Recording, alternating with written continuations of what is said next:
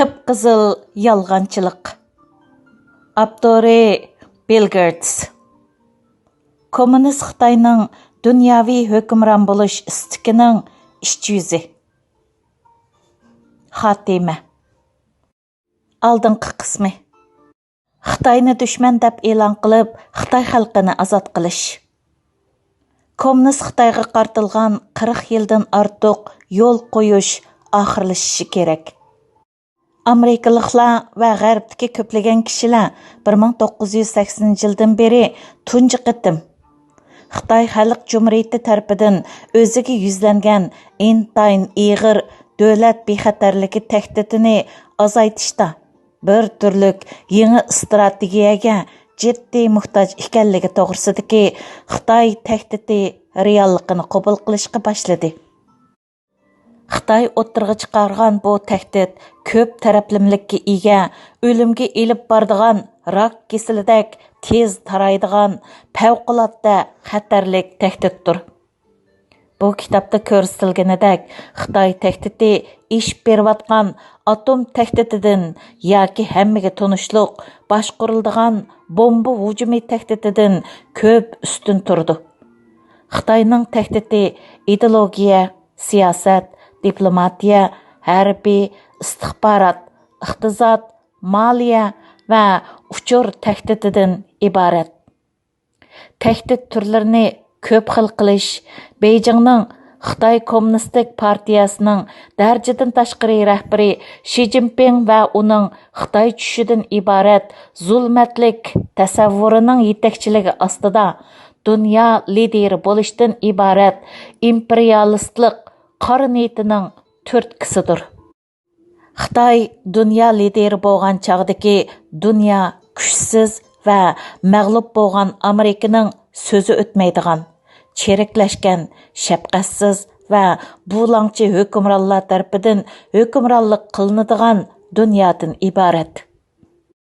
Xitoy Kommunistik partiyasi diktatorligi balo-qazo va xatardir.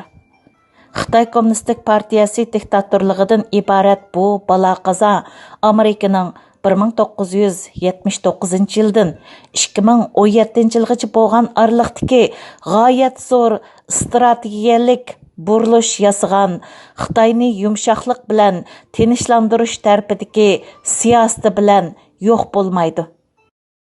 Ayni zamondagi davlat ishlari kotibi Henry Kissinger Prezident Nixon davri strategiyasining belgilug'ichisi bo'lib, bu strategiya Amerikaga nisbatan eng cho'ng tahdid hisoblangan Sovet ittifoqiga taqobil turish uchun Xitoy qartini g'albilik ishga solgan. Biroq Kissingerning Xitoyga moyil siyosati Beijing 1991 yili bo'ri terisini kiygandan boshlabmi yanada hech bir zamon o'zgarmay kelgan. Natijada kommunizmning mag'lubiyatiga yildiz tortgan xalqaro tashqi siyosatning axloqiy majburiyatini rad qiladigan bir avlod Amerika siyosati borliqqa keldi. Xitoyning muloyimlikqa qarab ilgarilishini umid qiladigan Amerika strategiyasining natijasida Xitoy Kommunistik partiyasi Maoning ofat xarakterlik madaniyat inqilobidan keyingi palashlik holatidan qutulib qoldi. Bu qutulish 1980 yildan 2010 yilgacha bo'lgan oraliqda yuz berdi. Amerika hukumati Xitoy xalqini erkinlikka chiqarishga kuchashning o'rniga 60 million Xitoy nupusining o'lib ketishini keltirib chiqargan kommunist diktatorlikqa quchoq ochdi. Amerika Xitoy qartini o'ynash orqali Beijingni Moskvadagi Sovet rejimiga qarshi qo'yishi oqibatda bir razil imperiyaning o'rniga uningdan razil yangi imperiyani chiqarish bilan natijalandi. Bu imperiya Xitoy Kommunistik partiyasi tarafidan boshqariladi va imperiyaning yovuz natsist armiyasi hisoblangan xalq ozodlik armiyasi tarafidan shafqatsizlarcha huquqda turadi. 2017 yili 18 may dam ilishga chiqqan dengiz armiya kapitani James Fennell Amerika Dövlət Məclisi İstihbarat Komitetiga bergan guvohligida o'zidan ilgirki osonliq kishilarning qilganidek Xitoyning xatirini oshkorlab mundaq dedi. Xitoy Kommunistik Partiyasi rayonluq va dunyoviy eng ustun kuch bo'lish uchun bor kuchi bilan uzunga so'zilgan kurash yo'liga qadam qo'ydi. Xitoyning dunyoviy ustun kuch bo'lishining yadrosi Xitoy tushidan iborat. Xitoyning dunyoviy ustun kuch bo'lish uchun boshlagan bu urushi iqtisodiy, aloqa uchur, siyosiy va harbiy urushlarni o'z ichiga oladi. Fanalning ko'z qarashicha Amerika istihbarat organlari Xitoyni manba qilgan barg'ancha eshiyotgan xatarlardan davlatni to'g'ri ravishda ogohlantirishda uzoq yillar xato yo'l tutgan. İstihbarat organlari gruppa muloyizlarda Xitoyni bosh ko'tarayotgan muloyim kuch deb qarab chotni xato so'qqan. Amaliyotda Xitoy marksizm, leninizm ideya sistemasini dunyoga tez surat bilan kengaytirayotgan edi. Xitoylarning bizga qilgan so'zlarda ularning nima qilmoqchi bo'lganligini bildiradigan ishoratlar bor edi. Ammo biz shu ishoratlarga sal qardoq deydi Fanel. Donald Trump prezident bo'lgandan boshlab Amerika tunji qitim Xitoyga axloqsizlarcha yo'l qo'yishni va Xitoy bilan bo'lgan munosabat jihatdagi xom xiyolni rad qilishga boshladi. Uning o'rniga navbatdagi Xitoyning kishilik erkinligiga ahamiyat beradigan, demokratiyani asos qilgan, qonun bilan idora qilinadigan erkin bozor kapitalizmi yo'lida ketayotgan erkin va ochiq davlatlarning sepiga qo'shilish niyati yo'qligidan iborat bilingan xatar ustiga. Bu xatar prezidentning nazarida asosliqi iqtisodiy xatardir. Real siyosat andisi bix surdi. Halbuki dunyo miqyosidagi ko'plagan kishilarda bo'libmi siyosiy solchilarning Amerikaga qarshi kultural marksizmdan zaharlangan yoshlarda bu xil tushunchadan asarmi yo'q edi. Dunyoda Amerika boshchiligidagi sistemaning naqadar qaltis ekanligi to'g'risida xatarlik darajada tushuncha kamchilligi mavjud. Bu haqda quyoshdek oydin haqiqat shuki, dunyo tarixida Amerika yetakchiligidagi hokimiyat sistemasi va Amerika yetakchiligidagi savdo insoniyatga g'oyat zo'r darajada taraqqiyot ilib kelgan. Markaziy istihbarat idorasi, ya'ni CIA'ning jasuslikqa qarshi turish bo'limining muavin direktori Mark Kelton Xitoyning tajovuzchi istihbarat harakatlarining avj elishi, Kommunistik partiyaning hokimiyat yurgizish sistemasiga chetishliq strategiyasining cho'nqur o'zgarishiga vakillik qildiganligini aytdi. U mundaq dedi: Beijingning nishoni vaqtning o'tishiga ergishib, Amerikaning Xitoyga silishtirgandagi strategiyalik afzalligini yo'q chiqarishdan iborat. Strategiyasidagi tajovuzchilikning o'zgarishini ilgari suradigan omillar navbatdagi Amerika rahbarligidagi dunyo tartibini o'zgartirish va Beijingning o'ziga o'xshash o'ttira podshohlikni dunyoning markaziga qo'yish planini o'z ichiga oladi. 2018 yili aprelda prezident Trump Washington bilan Taybey o'ttirsidagi yuqori darajaliklar berib kelishni kuchaytirishni ko'zlab tuzilgan Tayvan siyosat qonuniga imzo qo'ygandan keyin Xitoy Kommunistik Partiyasining bosh sekretari Shi Jinpingning qilgan so'zida bu xatar ta'kidlandi. Shi Jinping hujum xarakterlik so'z qilib, vatanni to'liq birlikka keltirishga va'da berib, Tayvanni ishg'ol qilishga qasam ichib qolmay, Hindiston, Yaponiya, Janubiy Koreya va Filippin o'zining qilib olgan Xitoy ziminlarini qaytirib keladiganligidan shundaqla butkul Janubiy Xitoy dengizining egilik huquqidan so'z ochdi va mundaq dedi. Biz dunyodagi o'rnimizni elish uchun dushmanlarimizga qarshi qonliq jang qilishni qat'iy qaror qildik. Bu yangi strategiya yana Xitoy Kommunistik partiyasining Amerika saqlanğılı bo'lmaydigan cho'kishga yuz tutdi. Xitoy Amerikaning cho'kishini tezlatish uchun harakat qilishi va Amerikadan foydalanishi kerak degan xato tushanchisini o'z ichiga olgan. Kelton mundaq deydi. Amerikaning dunyodagi roliga buzg'unchilik qilishda Xitoy uchun mo'yin bo'lgani ular bizning strategiyalik ig'irlik markazimiz deb tushunadigan sanoat, moliya va texnika iqtidorimizni josuslik vositasi orqali tövallatishdan iborat. Buningdan sirt o'z iqtisodining turg'unlikqa tushishiga ergishib, Beijingning kommunist hukmronlari o'z rejimining g'oyat zo'r nopusning ehtiyojini qamdashda bargancha bequvul holatda qoladiganligini bara-bara tonib yetishga boshladi. Bu amil Xitoyning mavjud sistemasining qonuniyligiga nisbatan kishini gumonga soladi.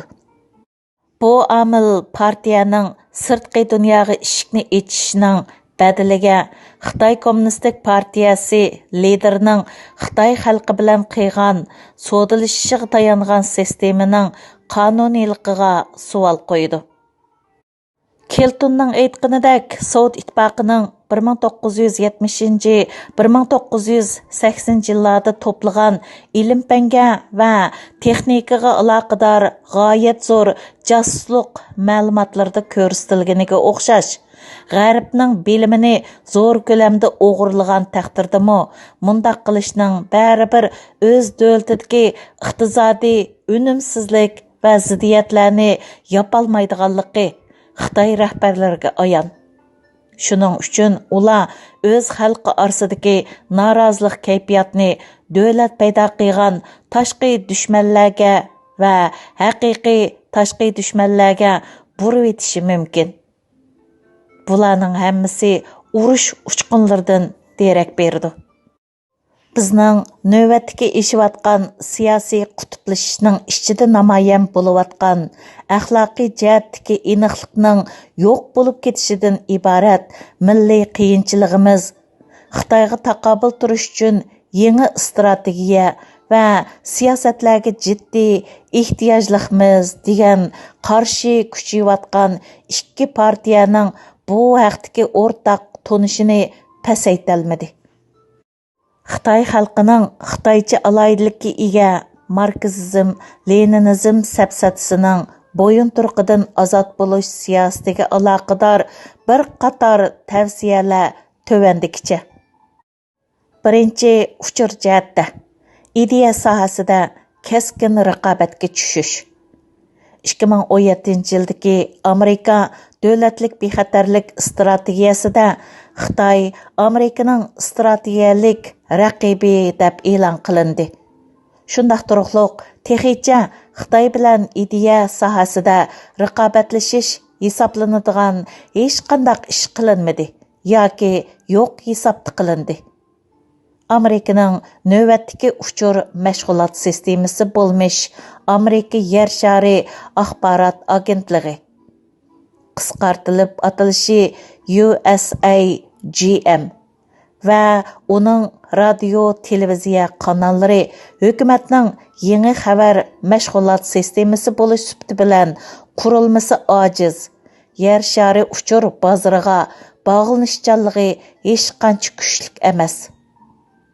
Xitoy Xalq Cumhuriyetidan va boshqa raqiblarimizdan kelgan saxta uchurlarga va ular qo'zg'agan uchur jengiga kuchlik ravishda taqobil turish uchun bu jihatda yerim avtomatiklashgan so'g'uq munosabatlar urush davridagiga o'xshash yangi va kuchlik sistema qurib chiqilishi kerak. Bu yangi agentlik Amerika uchur agentligi, ya'ni AI bo'lib, uning asosliq vazifasi Xitoy to'g'risida haqni so'zlash, kommunistik partiyaning saxta xabarlarga taqobil turish va ilgari yuz berib baxmagan darajada yer shariga ta'sir ko'rsatish harakatlarini elib berishdan iborat. Amerika uchur agentligi kommunistik sistemaning, bu sistemaning chirik liderlarining, shundaqla uning harbiy va aql ta'minlaguvchilarining moyitini ichib berdigan uchurlarni keng doirada oshirish kerak. Amerika hukumati Amerika uchur agentligiga tava bo'lgan Hamilton Jefferson markaziy qatorliq Amerika kulturi markazlarini Xitoy hukumati tarafidan joptilgan Kongzi institutlarga qarshi hukumat mablag'i bilan qo'llash kerak. Markaziy axborot idorasi boshchiligidagi ochiq manbalik korxona, ya'ni OSI, Xitoy mediasiga oid zo'r hajmlik materiallarni to'plash va tarjima qilish uchun hamda internetni manba qilgan uchur zapsini yuqori ko'tarish uchun yangidan tashkillanishi va qaytadan yo'nalishga selinishi lozim. Bu uchurlar oshkora tarqatilishi kerak. Shundaq bo'lgandala Amerikaliklar va boshqalar kommunistik Xitoyning haqiqiy bayonlarini va oshkora dushmanlik muddaosini ko'rib yetalaydi. Uchuq manbalik korxona Xitoy ijtimoiy taratqullariga ta'sir ko'rsatadigan harakatlar orqali demokratiyani va Amerikaning g'oyalarini ilgari surishga hamdam bo'ladigan kuchlik uchur harakati sistemasining bir qismi bo'lishi kerak. Ikkinchi, o'zaro manfaat yetkazish jihatda Xitoyning Amerikaga singib kirishini, Xitoyning Amerikaning Xitoyga singib kirishini cheklaganiga o'xshash usulda cheklash.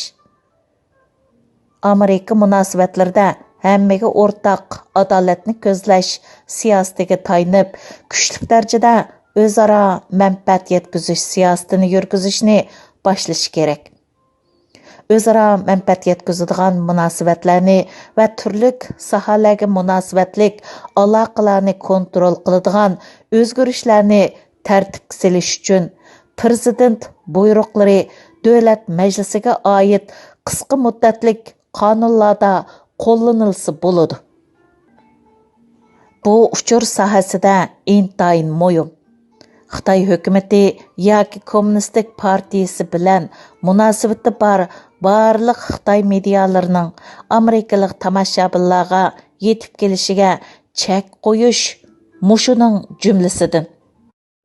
Xitoy hukumatiga va kommunistik partiyaga bog'lanishliq nashriy buyumlar va radio, televiziya anglitishlarning Amerikada tarqalishiga faqat Amerikaning tarqatishlarining Xitoy tomoshabinlariga yetib borgan miqdoriga masalda yo'l qo'yish kerak. Xitoyning Amerika mediasini algakka selishi, Xitoy mediasining mas holda Amerikadan qo'g'lanishi yoki Amerikada cheklanishi bilan natijalanishi kerak. Uchinchi, istixborot jihatda. Amerika istixborotining markazini va mashg'ulot metodini texmi kuchlik va tashabbuskor harakatlarga, shundaqla texmi ta'sirchanlikqa ega analizlarga yo'tkash. Amerika istixborot qurilishini tashkil qiladigan Amerikadagi 17 istixborot organi kommunist Xitoy haqida uchur to'plashning son va sifatini zo'r ko'lamda oshirish vazifasini ustiga olish kerak. Buningdan sirt, Amerikaning ittifoqdoshlari Xitoyni nishon qilgan istixborot harakatini oshirishga ko'ndirilishi kerak. Necha 10 yillardan beri Amerika istixborot xizmatlari Xitoyga munosabatlik zarur manbalarga boshchilab cho'kishga va Xitoyga ahamiyat berishga sal qardi. Xitoy to'g'risida burumlangan mo'ljallarni bozorga solgan istixborot amaldorlari pensiyaga chiqishga majburlanishi kerak. Ilgirki istixborot va josuslikqa qarshi turish jihatdagi mag'lubiyatlarni ko'zdan kechiradigan bu məğlubiyyətlərdə münasibətlik əməldarlarını javobgarlıqqa tortadigan, shundaqla ilingan savaqlarga asosan zarur tuzatishlarni o'ttirg'a chiqaradigan bir komitet qurilishi kerak. Butkul Amerika istixborot sistemasini texmi jonliq, texmi önümchan va texmi g'albilik holda qayta qurib chiqish uchun prezident davlat bexatarligi qarori buyrug'ini yangidan chiqarish kerak. 4-chi tashqi siyosat diplomatiya jihatda. Diplomatiya sistemasini qayta qurish va isloh qilish.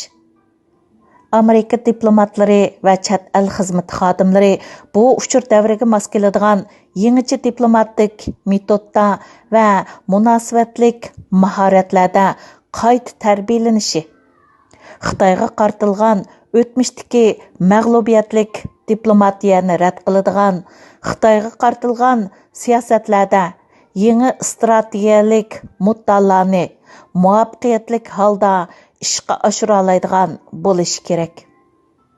Bu yangi diplomatiya kommunist Xitoyning haqiqiy mohiyati va xarakteri haqida to'g'ri baho va tushunchalarni asos qilgan bo'lishi kerak.